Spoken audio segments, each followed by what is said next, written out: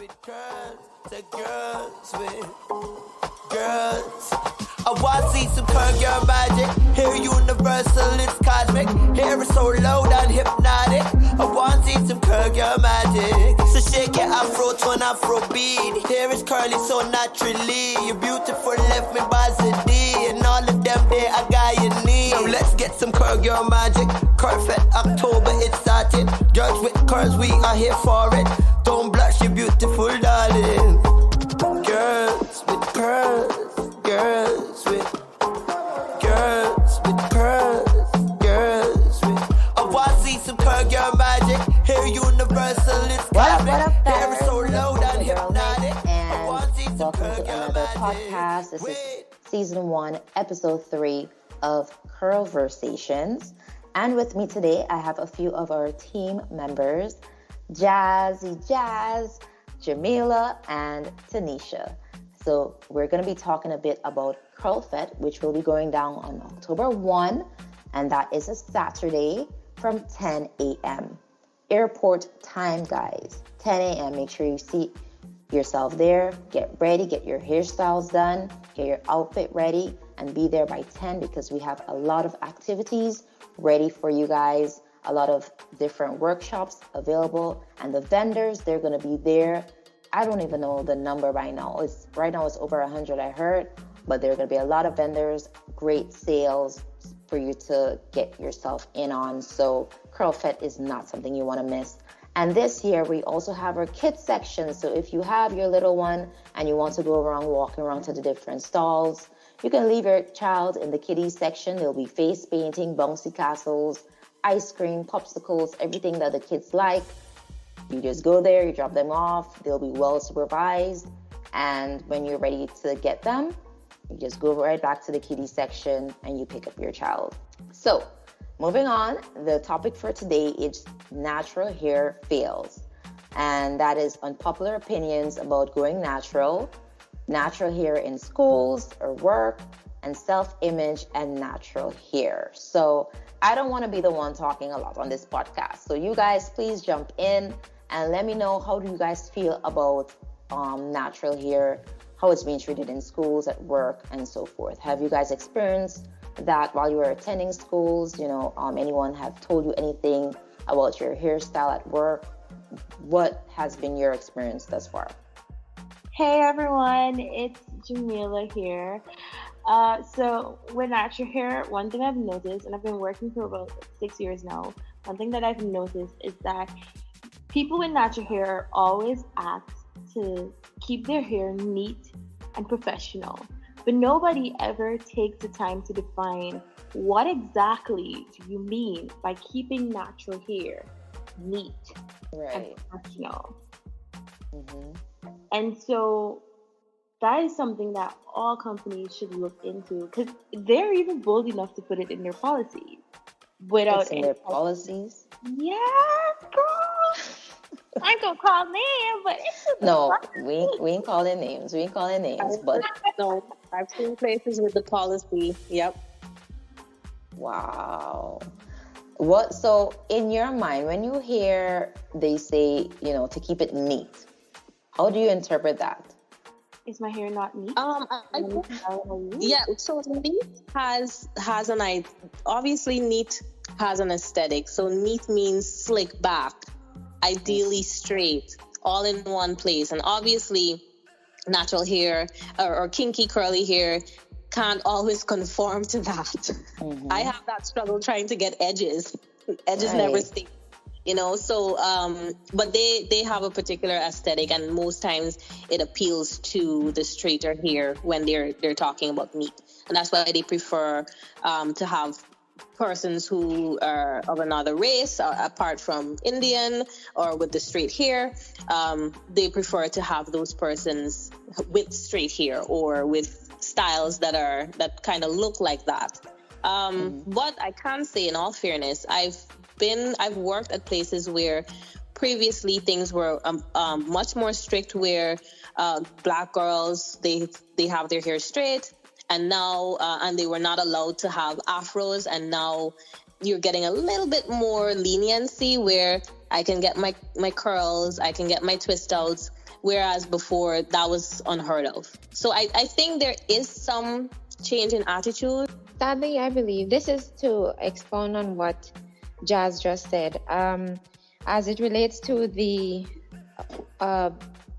leniency, I think it's sad that in 2022, a lot of those changes or whatever are coming about rather, only because people are being called out on public forums more often than not.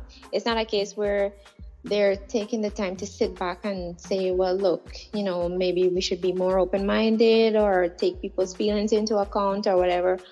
More often than not, it's as some kind of save, like the save face after they've been called out.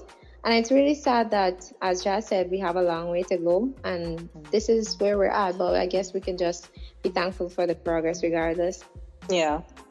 Yeah, I totally agree with you guys. I mean, it's very shocking to hear that these things are actually in policies, especially with natural hair. And back to you, Jazz, my hair cannot go slicked back as they would want it to go. So most times if I'm going to work with my natural hair out, it's either a twist out and a fro. And to me, that looks neat. You know what I'm saying? But for them, it may not be neat. Like, I've been in a workplace where some people have told me, we need to buy you a comb. And I was like, excuse me? Don't disrespect my crown, first of all. And, it's like, I was taken aback because I spent, you spend time on doing your twist out. You spend time on buying these products to make your hair look good. And then people come to you disrespecting you about your crown, your hair, something you're born with. You know what I'm saying? Yeah, but here's another twist. Sometimes we might think it's a race thing, like organizations where there's a dominance of a particular race. But then there's also a case, it's also a cultural thing or a generational thing. Because, for example, I've had older relatives who, when I first went natural, they were not in agreement with it. They were like, why you cut off your long hair? And why and they're gonna be curling, and you can't keep it neat again. Coming back with the neat thing, and then one time more recently, I actually went to buy something at a random food place, and a big lady, she was in her car and she saw me passing. I had my hair out. It was a stale twist out, as you call it. So she called me. She was like, "Hi." So I was like, "Yes." She was like, "You don't like comb your hair?" And I'm like, "Oh my gosh." And so I think, again, the older generation, because you see, we have that freedom now because we now embrace self-expression, and we're able to stand up and say, hey, this is how my hair is, and I'm proud of it.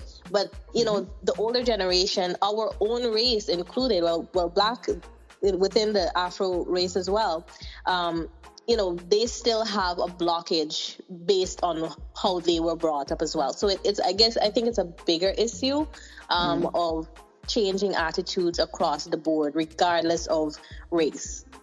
Yeah. I don't know if you guys ever saw that Netflix show about Madam C.J. Walker with natural hair, and she made these products for your hair to be, a bit straighter, for it to grow. I think it all stemmed from that too. I mean, we can't just blame other races for telling us these things. We have to also blame our own race, our own ancestors and so forth, because that's very true. Because if they had stand up for our hair and our texture back in the day, other people wouldn't have been saying, oh, well, you have to keep your hair neat, So again, it goes back to where our ancestors came in. They thought, well, at that time, they didn't have the necessary products to do twist outs and so forth. And the kinky hairstyles that they had, they were more related to slavery and people working on the plantations. I think it started way back then, people not caring for their hair. And then, of course, society coming in saying that it's not neat and it's not professional. And of course, then there's the family who, as soon as you reach a certain age, whether it's 5 or 6, they want to put that hot comb in your hair. Me personally speaking, yes. that happened to me. Because they didn't know what to do with it. They didn't know how to handle my hair. They didn't know how to dry it. They didn't know how to style it. So it's very important that people are aware, and thank God for YouTube now. There are so many YouTube videos out that shows you how you can care for your hair. As it relates to holding our own race accountable, I remember, of course, when I first went natural, there was this anxiety about, what other people might think when they see it and all these things. And naturally, my anxiety was focused more on those of another race. But I was legit shocked at the ridiculous statements, the uninformed comments and unsolicited opinions and everything that came from my own race. It was extremely hurtful. And it's just the whole thing, these same questions, why you cut off your long hair, or I like this better, you look better with the straight hair. It's like, that's cute, my guy, but who asked you? Exactly. We get all the thing about all these encouragements about trying to be as confident as possible and don't pay attention to what people say, but we have to be honest, it's a lot easier said than done. Yeah. Were you guys natural in school, like your school days? I was. Yeah, I did a big chop then. That was my first time I did a big chop. I went. I got relaxed in second form, and I was obsessed with it because my sister got the hot comb, just like you, Nikki, got the hot comb at a very young age. So she had this. Every Sunday, my mom would press out her hair, and she had this long, straight hair. And for some reason, I assumed that, because she used to be able to comb her own hair. And I thought at the time, because the hair was straight, she got to comb her own hair. Not for the fact that she was like 6 or 7 years older than me. And she got a chance to, have more control of dressing herself and, grooming herself or whatever. But I legit thought at the time that it was because of the straight hair. And so I badly wanted the straight hair to be able to comb my hair myself. And I begged for years because I thought that somehow straight hair was superior. And this goes back to self-image and natural hair. Yeah. I got straightened my hair was first straightened in Form 1. And that was out of necessity, or what my parents thought was necessity at the time, because my dad was living in another country, and my mom was sending me to spend a summer there with him, and he can't comb hair, and I had a head full of hair, so the easiest thing to do was to straighten my hair. But then I did a big chop in fourth form. At the time, it didn't have that name, obviously. I transitioned, and then I just cut off the ends. And honestly, I remembered I don't remember getting teased. I remember having like this boycott in school. Nobody really told me anything about it, which in hindsight is actually interesting, because that's where you would expect to get a lot of negative comments from people. But one thing that stand out to me, I had a really close friend, a male that I grew up with from primary school. He was the one person that would continually express his dislike for my hair, because obviously he grew up with me having this fluffy, big, long plaits, and then he was like, so he kept harping on me. And because we were so close, that was one of the reasons that, I ended up straightening my hair again, because he kept saying, you look better with straight hair. And then obviously as a high school girl, you have your little insecurity. So you're wondering, is why this boy didn't like me or whatever. So that uncertainty kept, that it just shows that even one person or one bit of negativity from a small pocket could really affect you, especially with your ongoing childhood issues, particularly at that age. Yeah, that can be really, really tarnishing to your confidence and to your self-image of yourself. And I believe that's why Fete is so important, because, we allow people to come out and express themselves without anyone being judgmental of if their hair look good, if their hair look bad, if it's short, if it's long, if it's not as thick as others. And, you know, that Curlfit is such a great platform for people to come out and finally express themselves, finally remove themselves from that negative environment, whether it's work or family or school, to come out to an event once a year and be their natural state. What do you guys think about that? Curlfit does, it is a platform where we want to celebrate natural hair, and we want to be a part of that movement. We want to educate you as well, and we want to help women across the globe understand that whatever grows out of your roots, you should be very appreciative of it, and it's a part of you. And you shouldn't allow anybody to change your mind or allow you to see yourself any different than a queen. Now for the unpopular opinions about natural hair. Let's start off with co-washing. This is a funny and very tricky topic because a lot of people, they like to do co-washing, but then there's another set of people who think that doesn't make any sense. Why waste any money to buy the product to do co-washing? How do you guys feel about doing co-washing? Have you guys done it?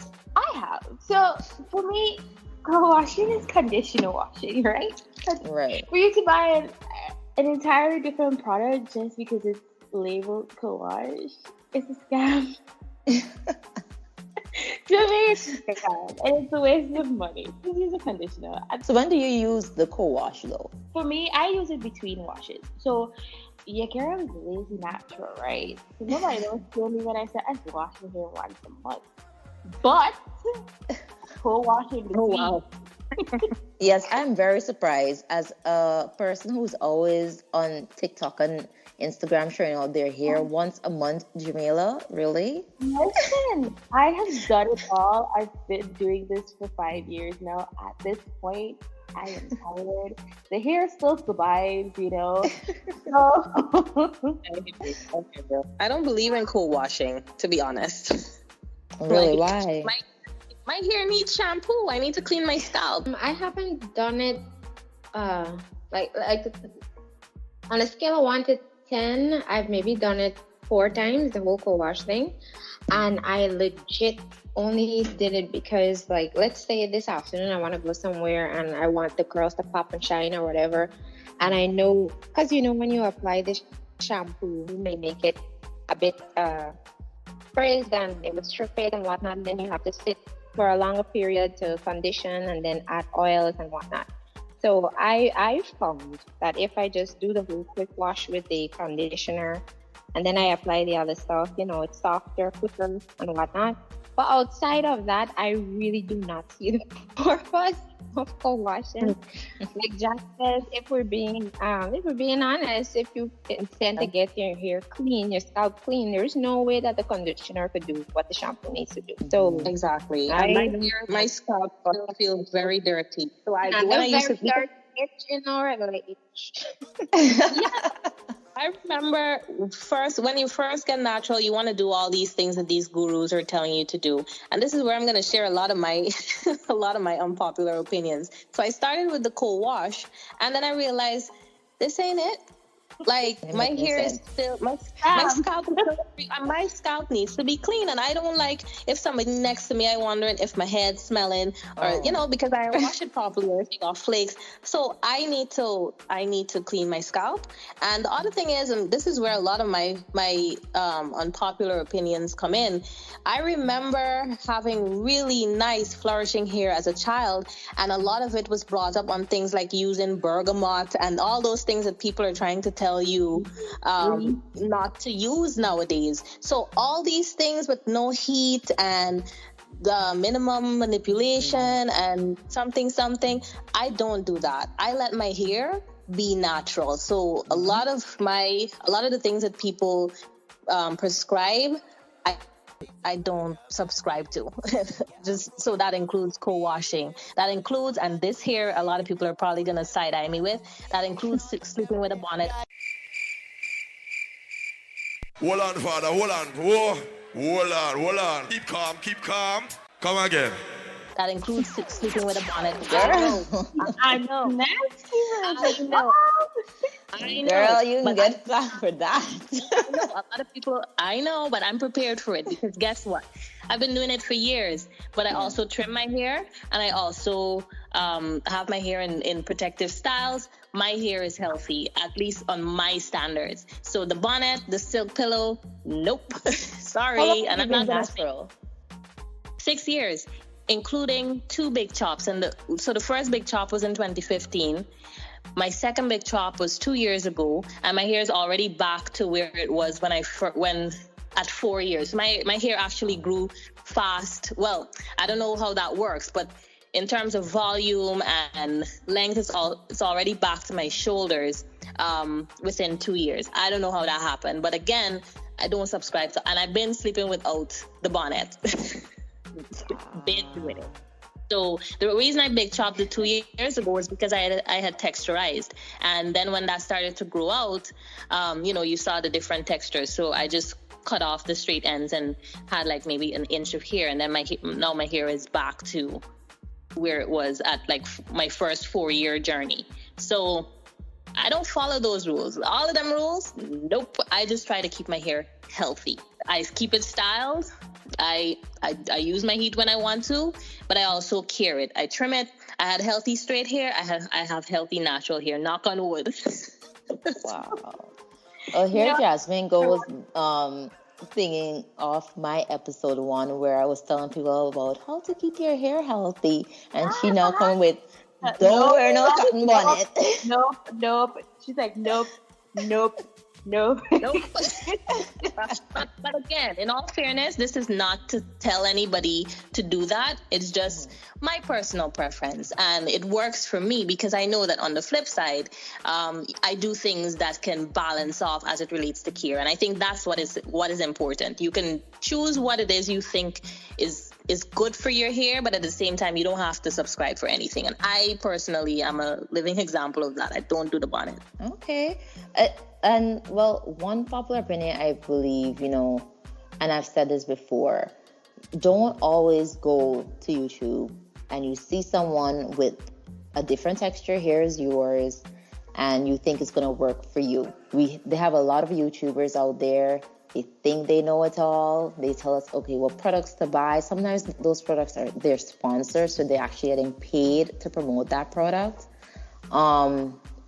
And you go out there and you buy it, and sometimes your hair, it comes out flaky, it comes out dry. I learned that lesson, the whole don't just follow what someone says. I learned that lesson the hard way. Because at the end of the day, they know what's good for their hair.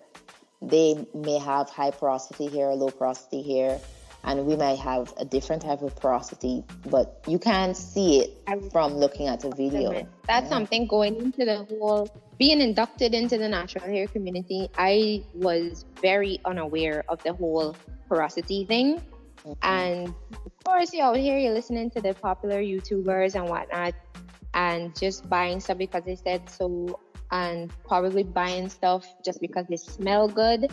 And listen, I would do things that smell good. I was just like excited to get them, like new product, who this, and I'm wasting my money because a lot of times, I have low porosity, so a lot of times stuff would just be sitting on top of my head. Like the minute you maybe spritz it with some water the next day to like revive it or whatever, the water is mixing with the product and it just got a white head. So yeah.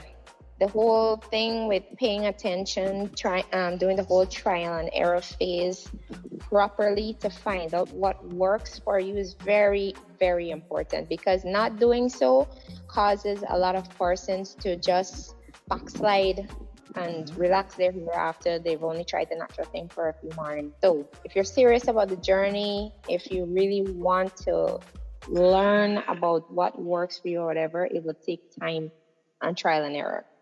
Yeah, that's very important. Trial and error. What other unpopular opinions about going natural do you guys have opinions about? Keep water away from your hair. Till now, people think that water and natural hair are supposed to go together. And if I remember in your first episode next, you mentioned how important it is to spritz your hair with water every now and then. Because growing up, when you just do your hair or whatever, and let's say you're going somewhere and rain is about to fall or something, for black women in particular, like a big dash to get onto something because we believe water ain't supposed to touch nothing. Right. So even the whole thing about, you know, revamping hair for the next day, a lot of people still don't believe in doing that. But it's very necessary for natural hair. The whole wash and go idea. I think that a lot of people think that when you achieve a good wash and go, it's supposed to look like Tracy type 3 and 4A curls. And with that, a lot of people in the natural hair community get frustrated with their hair and frustrated with their curls because it doesn't look like the girl in the poster or the girl in the who have like a loose texture or looser curls. Wash and go is literally however your curls look when it's wet. Your product that you're using should mimic that as close as possible when your hair is dry. That's it. So if you have really tight coils, when you're doing your wash and go, please don't expect borrows, curls, them big curls. Exactly. No. You get wash your hair and beautiful, not somebody else.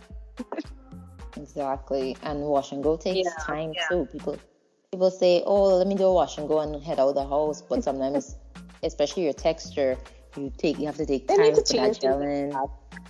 It's never wash and go. It's never a wash and go. You still gotta be curling and doing other stuff. It's not wash and you leave. Especially the type of hair. It's not just wash and you leave. We don't have that luxury. Yeah, I gave up on the wash and go. It just doesn't work. It takes too long. It takes very long, longer than a twist out. I mean, no, it's not for me. Like, what about the lock method? Like the liquid oil and cream, or use liquid cream and oil? How you guys feel about that? Nope. Just I'm probably gonna get the worst natural award. Everyone listening to this podcast gonna be like, "What? I've been doing this all the time." No, but like, okay, so let me just be clear though. Yes, I believe that they're essential for your hair, but to use it religiously every day and in a particular order, not necessarily. I can't remember the last time. I think I put oil in my hair maybe once a week.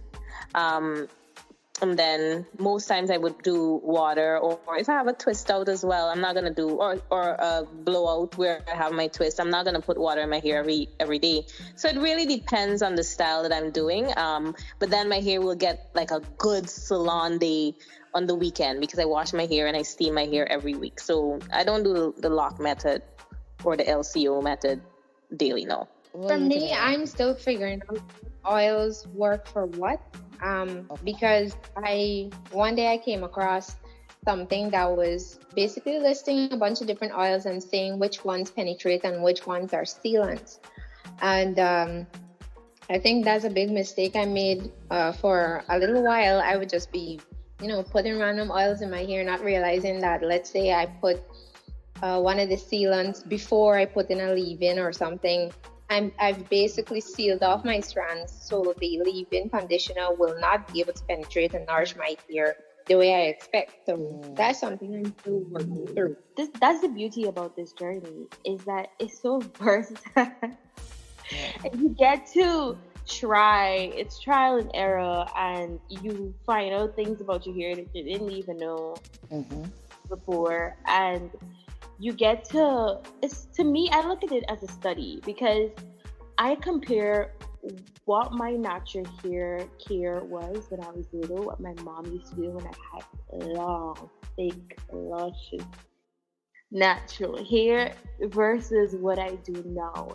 And it's funny to know that your hair survives on grease. The bare minimum. The bare minimum. And you had thick hair, and now you're here and people are telling you, hey, try this, that. So it's not good to always like get caught up in the trend. You can try it, but Yep. I always preach listen to your ear. And if you will see no Exactly. change when you try it, why continue it, you know? And sometimes we want to believe it so bad that we kind of don't see the real results. We see the results that the YouTubers, the influencers are trying to push onto. That ties into what Jazz was saying a few minutes ago about doing what's best for her, what works for her. Because I too have reflected on my small days, like Jamila, thinking, okay, my mom didn't used to use all these fancy things back then. My mom, listen, Dax was a big thing in my house. And, you look back at it and thinking to yourself, this is not a year I had when I was growing up. It just goes to show, like, just sit down and you just allow yourselves to be overwhelmed by what you see and read and so on.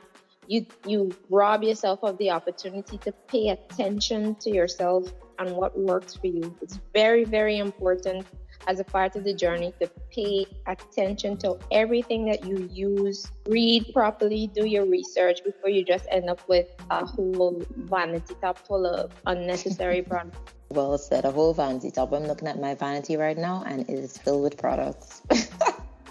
All right, well, those are some unpopular opinions about going natural and some of our stories about transitioning from relaxed to natural. Again, very astonishing stories, surprising stories, policies at the workplace, people bullying you at work and at school. It is not easy transitioning to get natural hair. It's very hard, but you have to have that confidence and you have to know yourself and love yourself well enough to, rock your style and rock what you were born with. So now we're going to tell you a bit about what's going to go down at Fete. So we have some vendor information. Jazz, can you fill us in on what's going on over there? All right, thank you. So yes, this year we have a huge number of vendors, old and new, already registered. We're super excited to see the energy because it's been a 2-year hiatus or more with pandemic and then some, and so everybody's just anxious to use Curlfed as that platform to kind of relaunch. It's the first big open air event in such a long time. And so people are excited and we're so happy to see the numbers coming in. So, like I said, a huge number of vendors registered already. We are working closely with them to ensure that they have everything. They've already, they've given us their brands, they've given us their hints for a scavenger hunt that we also have planned for the patrons to go around to the different booths and see them during the day. So we've been working with them on a daily basis to answer all their questions. We're also looking to recruit businesses, vendors for the kiddie section, so the bouncy castle and the face painting and all those fun things for the kids. So we're currently looking for vendors to populate that area. And then we're also working with the salons who are also vendors and they'll also be part of the hair show. So I'm kind of hopping over to another part of the event. But yeah, so we're working closely with the salons to give them inspiration on the types of looks that they'll be, that they want to showcase. And then, in general, we're just preparing them for the event. Soon we're going to have a workshop with them to kind of help them to bring the best on that day, how to market themselves and showcase the best of their brand. So we are giving the vendors, and we always have at Curlfed, we're giving the vendors a lot of attention and we're trying to take the best care of them because they are helping to make our event successful. The deadline for registration and payment is the 16th of September. So for those vendors who've already registered, we encourage you to make payment. And for those who've not yet registered, you have a couple of days left to just get on board and come and join this fun event that's, we're sure you're not going to be disappointed. And if you want to be a vendor, just send us a message on Instagram or Facebook and you'll have to fill out our vendor registration form. And then we'll add you to our BIP group. That is a social messaging platform where we have all our vendors. So you can get updates and, how you can go about making payments. Jazz, what is the deadline for vendors to sign up? So sign up and registration, the deadline is the 16th of September. Make sure you select what you want to do. If you want to have a marketplace site, a tent, you want to have a solo tent, if you want to be on the lawns, wherever you want to have your booth located, you just let us know and you fill out the vendor registration. Of course, there's the kiddies section. Do not forget about the kids. We advise you. This is very important. The kids also need attention as well as the adults. So sign up right now, today, tomorrow, to secure your spot. So that was for vendor registration. And now we have a new selection process for our Big Chop girls. Before, we would select a few and have them do the whole show, Big Chop, everything on stage. However, this year we're doing it a bit different. Jamila, do you mind jumping in and telling us how different it is? Okay, so this year we're gonna post our request for a Big Chop girl, and under that post we are actually asking people to nominate somebody. You can nominate your friend, family member, nominate yourself even. You can add why you want to do your Big Chop, why you want to do it at Curlfed if you want to. Give us a little backstory. But yeah, we're going to choose the Big Chop girl via social media, and we want to do it beforehand so you guys can get to know our Big Chop girl a little bit. And of course, you're going to see more of her on the day of the event. And I think that's so fun because, one, you're getting a free haircut, you're getting a free outfit, and you're going to be stylish and the queen of the show for Curlfed. I mean, that's so amazing. So why not nominate yourself or your family or someone who you believe may have had damage hair in the past? You know, they probably texturized their hair, and you know, now is the time to do so. So nominate your friends, nominate yourself, nominate your family to get a Big Chop at Curlfed, and you might be a lucky winner to get that chop done. This year we have Shea Moisture, who will be doing the hair segment, using products from their line to do the hair segment for the Big Chop girl. And then, of course, our sponsor, Glamour, who will be dressing the Big Chop girl on the day of the event. And then we have Carol's Daughter. They're telling us about hair porosity, different hair information, and also about the products that you can use to suit your hair.